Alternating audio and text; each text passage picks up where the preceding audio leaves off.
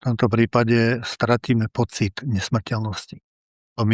Ja za seba hovorím, som mal pocit, že ešte sú tu rodičia, ešte musím dochovať rodičov a zrazu mne poklepala rakovina po rameni a stratil som ten pocit nesmrteľnosti. Na margo toho smútku, jak si povedala, mne keď povedali, že mám teda nádor a že to bude operácia, že to je na 100% nádor, že tam, aj keď to bude histológia akákoľvek, tak ja som išiel z tej nemocnice a ja som na plné Pecky? pecky, Áno. áno, na plné pecky som si púšťal tvrdý rok, tak to mi nekleslo. Áno.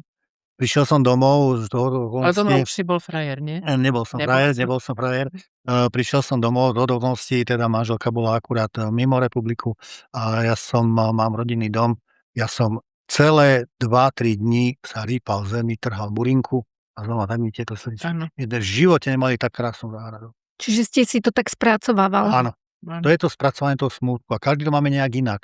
Niekto sa zrúti, niekto sa poddá, niekto sa vysmúti, jak Janka povedala, ale musíme ísť ďalej. A viete, čo je najhoršie? Prepáč, Marianko. Keď okolie núti toho človeka do takej vynútenej pozitivity a optimizmu.